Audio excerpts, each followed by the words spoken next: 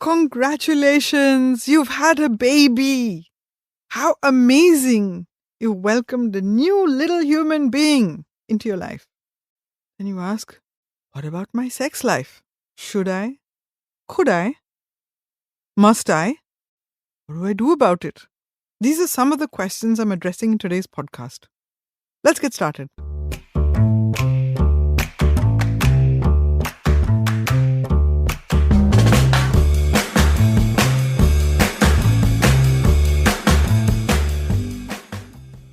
Hi, I'm Dr. Neelima Deshpande, and this is V for Vagina, the podcast that dispels myths and misunderstandings about the vagina and empowers women to embrace their sexual energy, vitality, and well-being. In this podcast, I'm accompanied by Niranjan Medhekar, the CEO and founder of SoundsGreat, the company that helps me create and market this podcast. Niranjan is an amazing creator, writer, columnist, and an author, and his podcast, Sex Verbal Bindast, which is showed on Storytel, is one of the most listened podcasts in Marathi. He's here today to help me sort through the hundreds of questions I've started to get on social media, and as well as in response to the podcasts I've done here before. A lot of these questions are very personal, very intimate, and I needed help to sort them out. Thank you, Niranjan, for helping me to answer these questions. Thank you, Neelima ma'am. I'm back with some more questions. And here is the first question. I have just had a baby and my husband wants to have sex. I feel uncomfortable about this. Is it right for me to say no? Of course, it's right for you to say no. It's your body, right? But one question I'd like to ask you, or ask you to ask yourself is, if I say yes, what does it mean for me and my relationship? And if I say no, what does it mean for me and my relationship? Have we talked about this when I was pregnant?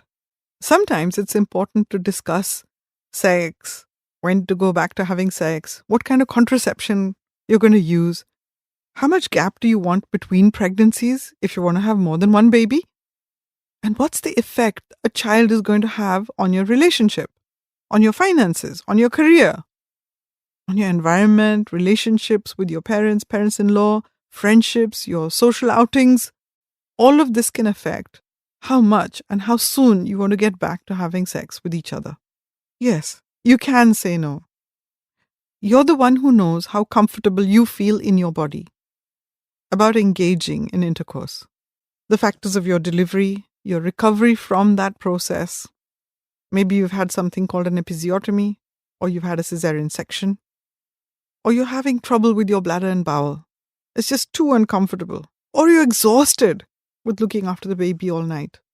And this is not just something that can happen a few weeks after your delivery. These problems can come up to a year, sometimes 2 years after you've had your baby. Each phase post-delivery can have its challenges. You can't do this alone. Society has changed. And nowadays, women who deliver babies are more likely to be managing on their own, and this is unusual. For most of human history, women who had babies were surrounded by other women who would help them. They'd help them cope with the pressures of breastfeeding, of staying up late at night, of having to go into the kitchen and prepare food, moving around, managing bowel and bladder. All of these things you got help for. And if you've just had a baby, and you're in a nuclear family and you don't have any help, you're more likely to be exhausted and therefore have very little energy to give your partner or sex. So it is perfectly okay to say no. What I would encourage you to do is have an open conversation. Communicate what your needs are. When your physical and emotional needs outside of sex are met, then you'd be much more likely to feel desire again, to rebuild your intimacy with your partner. And then, if you feel it's okay, you can proceed to intercourse.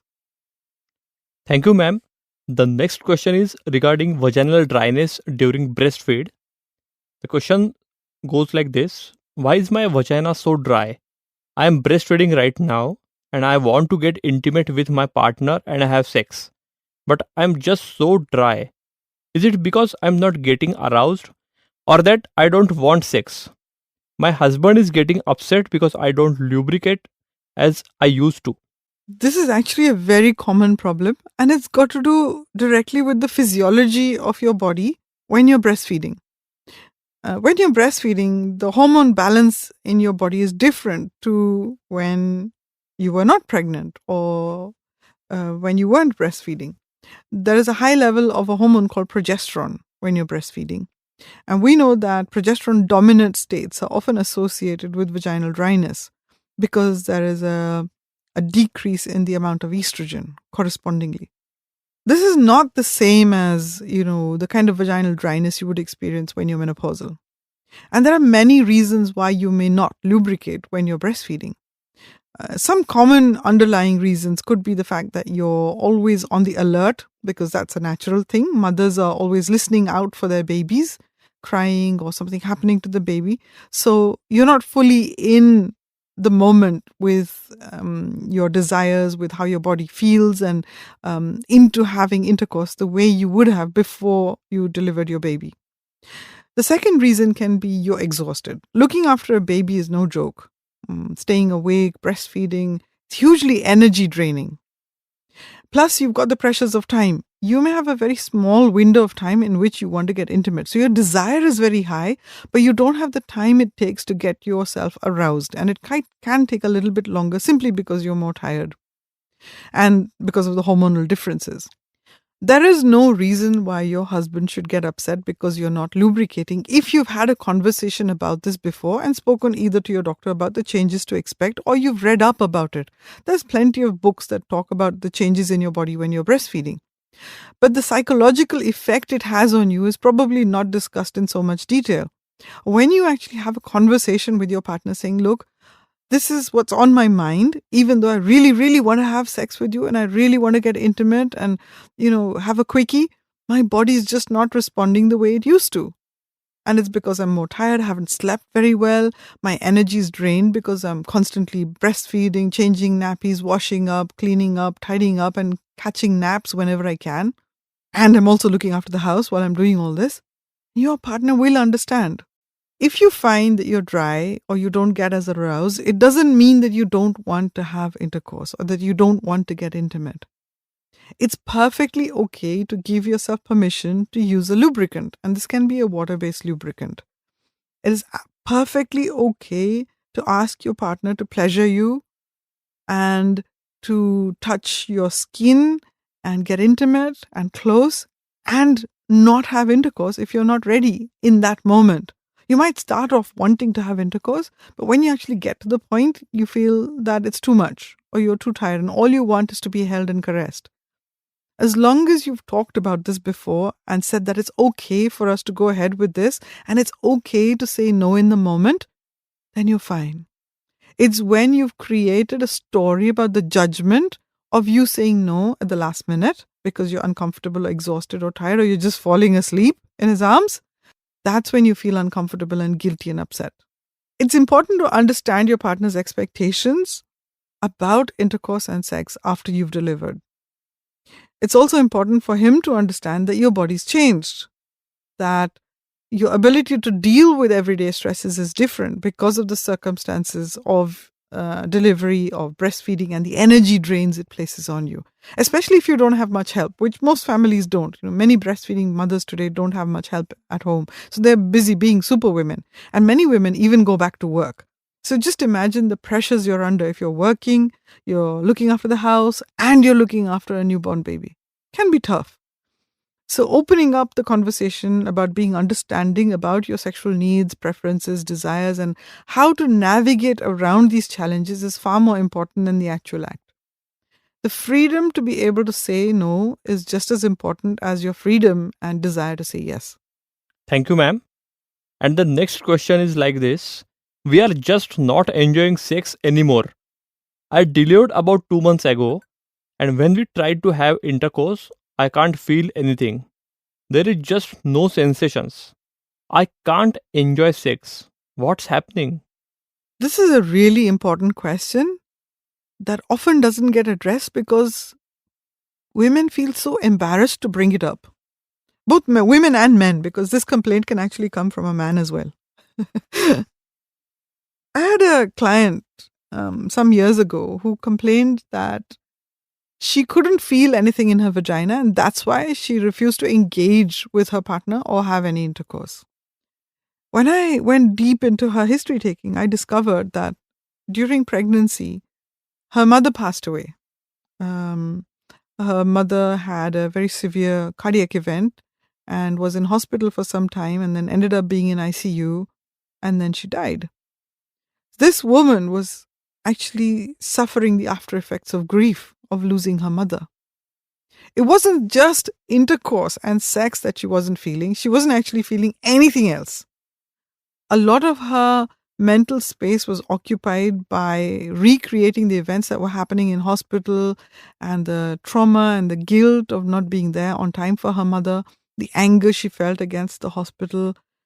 All of these issues were complicating the fact that she was now looking after a baby and she wasn't able to be present either for the baby or for her partner because of these issues relating to grief.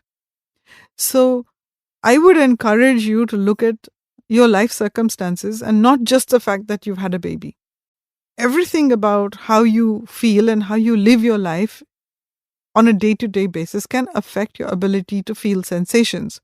Sometimes you can feel other sensations. For example, the lady I know who had quite a difficult delivery. She had a forceps delivery and she sustained multiple tears to the vagina, needed to go into surgery, had a blood transfusion, had to have multiple stitches and sutures. So there was quite a bit of scarring in her vagina. It took her well over 6-7 weeks to actually recover from that process. Now, in this particular case, this lady couldn't feel much in the vagina because her wounds were still healing. It was still uncomfortable. Maybe the pain had decreased significantly, but the scar tissue meant that the nerves hadn't regenerated yet.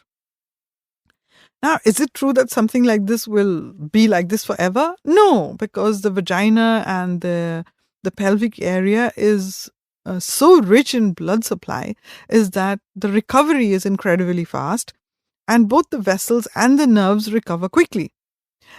In which case, as long as you continue to enjoy intimacy and engage in intercourse, you will find that the sensations do come back. If you find that you're not lubricating well enough or that you don't get aroused because there aren't any sensations, one alternative is to begin with clitoral stimulation and touching the whole body and focusing more on foreplay before attempting intercourse. Another option is to actually see your physiotherapist and get guidance on what's happening with your pelvic floor. If during your pregnancy and delivery you weren't encouraged to manage your pelvic floor, learn how to relax it, learn how to tighten it, and post-delivery, if you didn't get guidance on restoring your pelvic floor tone and sensations with pelvic floor exercises, then your physiotherapist might be able to guide you and also help you with some feedback or with some particular techniques and tools that he or she might have that help you get back sensation in your pelvic floor region. One reason you might have lost sensation around the vagina and the perineum is because of the trauma of delivery itself. When the baby's head is coming through the vagina, it creates different kinds of pressures on the nerves that supply the pelvis. And sometimes both vascular and nerve trauma can lead you to losing sensations. This is never permanent, almost rarely. The pelvis, nerves, and vessels have a remarkable ability to recover, provided you give it some time. So I would encourage you to stay the course, reassure yourself and say things do get better, they will improve, and to continue enjoying intimacy and intercourse. And remember, your body is really smart. What you use gets restored faster. So as long as you're engaging in intimacy and intercourse and using your pelvic floor muscles, the recovery will be much faster than you anticipated. Thank you, ma'am. That's very informative. The next question is about loose vagina. And this is from a lady who says, my husband just feels that my vagina gets very loose. I don't feel like I want to continue. And I lose my erection really quickly because I can't feel anything inside the vagina. Can we have anal sex instead? You'll be surprised how often I get asked this question. Yes, it is very common when you first try to have intercourse with someone who's had a baby that you notice that the pelvic floor muscles are probably not as strong as they were before and that the vagina is a lot roomier. Sometimes it can be the opposite. So, for example, one of the ladies I remember who'd come back for her postnatal visit, and she'd had an episiotomy which had been stitched back up quite tight and it hadn't quite healed. She couldn't actually have intercourse because it was too tight and because the pelvic floor muscles hadn't actually relaxed from the pain and discomfort she was experiencing with the episiotomy that was taking longer to heal. So you can have both kinds of experiences, one where the vagina is too lax and the other where the vagina is actually pelvic floor muscles, not just the vagina, but the pelvic floor muscles are so tight that you're not able to engage in sex. And that's something that we call secondary vaginismus. And both of these can be helped with a visit to the physiotherapist or to your gynecologist, who can help you to train your pelvic floor muscles, both to, in the first case, to tighten up and become better toned, so that you can feel something when you have sex. And the second one, where you actually learn how to relax your pelvic floor from this reactive response, which is to the fear of pain. Learning how to relax the pelvic floor muscles and then tighten them is an important skill. And often many women do their Kegel exercises or pelvic floor exercises incorrectly. Your physiotherapist is your best guide to performing these exercises in a way that restores their blood flow, restores their tone, and the ability to contract and relax on command. Now, the question about anal sex. Why are you wanting to have anal sex? Is it something because the sensation is pleasurable, or is it just because the grip of the anal sphincter is mimicking what you used to experience before the lady had a delivery? More than likely, it's the second thing. The way to improve the sensation when having intercourse is to restore the tone and strength of the pelvic floor muscles. There is nobody else who's going to dictate to you what kind of intercourse you should have. And if you want to have anal sex and you're open to it, then you should be able to go ahead with consent. Some criteria for anal sex is to use plenty of lubricant, use a condom, and not to mix having vaginal and anal sex, because the organisms inside the rectum and anus, you don't want them contaminating the vagina or the perineum. Just some precautions when you're having sex. Also to remember is that when a lady's actually delivered a baby, it's not just the vagina that stretches. All of the muscles that in the pelvic floor that control the area around the anal sphincter can also be affected. So it doesn't automatically mean that anal sex is going to be better. It can be just as uncomfortable, just as painful, and can actually highlight certain problems with holding on to feces and flatus post-delivery because of the nerve and vascular changes that happen in the perineum and the pelvic floor.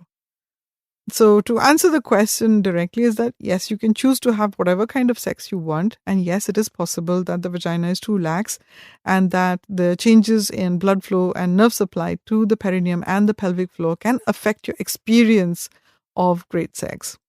The man's ability to maintain an erection, it can be helped by using your hands, masturbating, and by anticipating that the pelvic floor is probably not going to be the same as it was before pregnancy and delivery. Okay.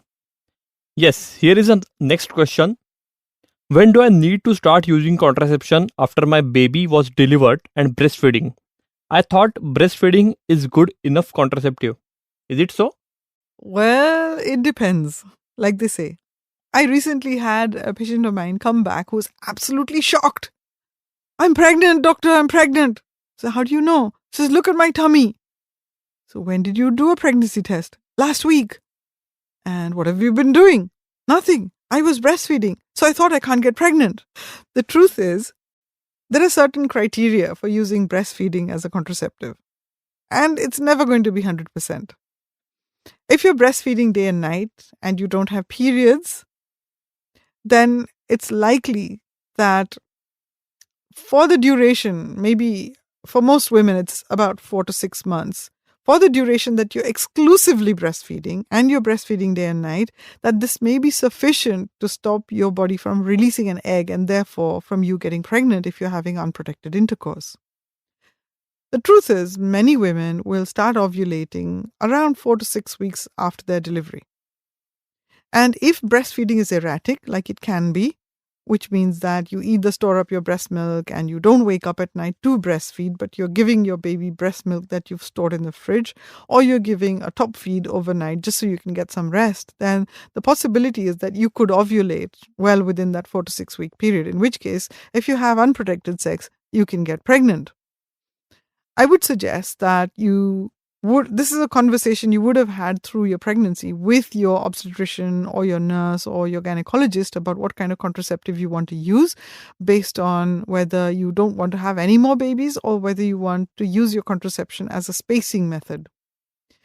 For most women who are breastfeeding day and night, who are exclusively breastfeeding and don't have periods, you can use condoms. And condoms will help you to prevent a pregnancy very efficiently in this time period because the chances of you ovulating is quite low.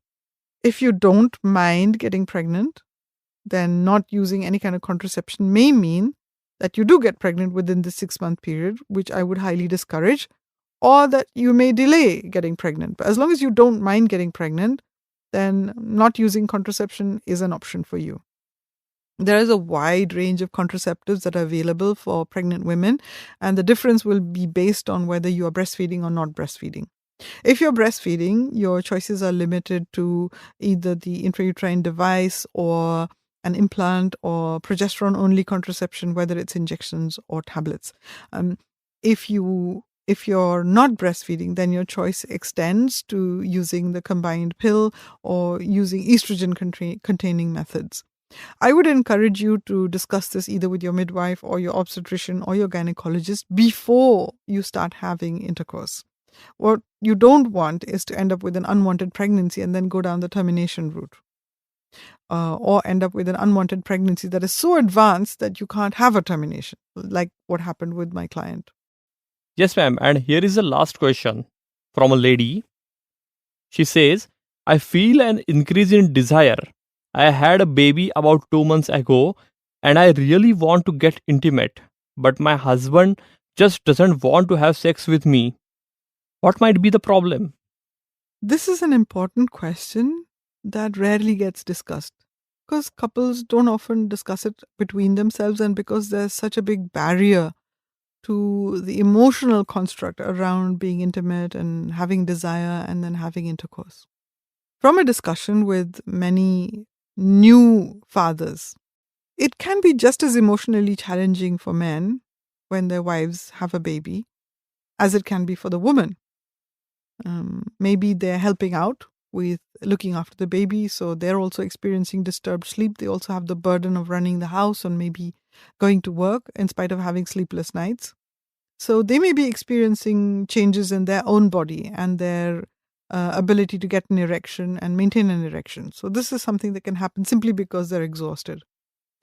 Another thing that's rarely talked about is how they view the woman who's just had a baby.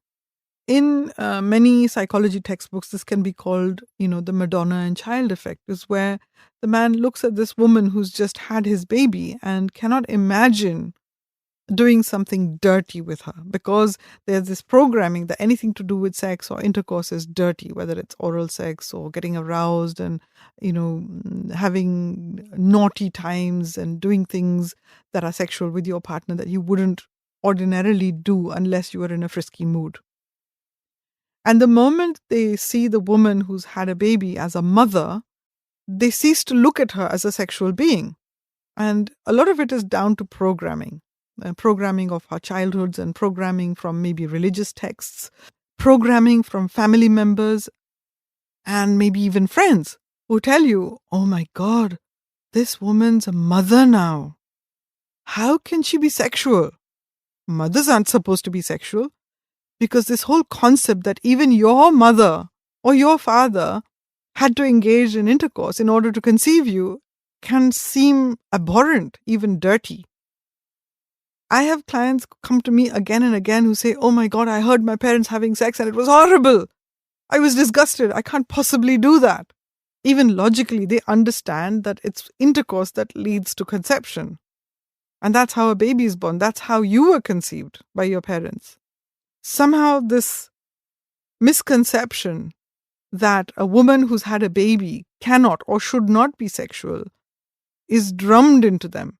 And therefore, it may be that he can't see you that way, can't see you as an attractive sexual woman that you are, and therefore have intercourse with you.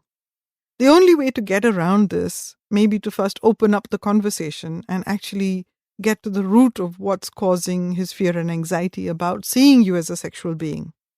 To be able to have a conversation about the changes in your body and your desire for sex and intimacy. Sometimes what you think is a desire for intercourse is actually a desire for closeness, intimacy, caressing, a desire to feel safe and wanted and desired again. For many women, the changes in their body because of pregnancy and delivery can affect their self-image, their body image issues. And having a partner who's willing to celebrate you with these changes is incredibly self-affirming and empowering. Being able to express these needs is just as important as being able to ask for what you want, both sexually, from intimacy, from an affirmation point of view, and from being able to celebrate the body you have in spite of having had a delivery and a pregnancy. You can tell that questions and complications relating to pregnancy and delivery can have a wide range of responses, simply because our minds and bodies are complex. We carry over influences from our childhood and from conditionings from society and parenthood into our sexual selves. Somehow, it's the discussion around these topics and the opening up of questions and answers from real life couples that makes this possible. Please keep your questions coming. It's these very questions that allow us to dissect the complicated interplay of emotions and physicality that goes into our sexual selves as we navigate life and its challenges. I want you to celebrate your life. I want you to celebrate your bodies and your sexual selves, which is one of the reasons V for Vagina was born. Remember to like, subscribe, and share this podcast with whoever you think needs to hear it. If you'd like to talk to me one-on-one for a personal consultation, get in touch with me via my website, www.dr.Neelima, Neelima, Deshpande, Deshpande.com. And you'll find a button there where you can click and book a slot with me. And I'll be sure to respond to any of your queries. Thank you.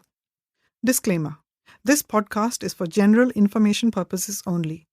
It does not constitute the practice of medicine, nursing, or other professional healthcare services, including the giving of medical advice. No doctor-patient relationship is formed. The use of this information and the materials linked to this podcast is at the user's or listener's own risk. The content on this podcast is not intended to be a substitute for professional medical advice, diagnosis, or treatment.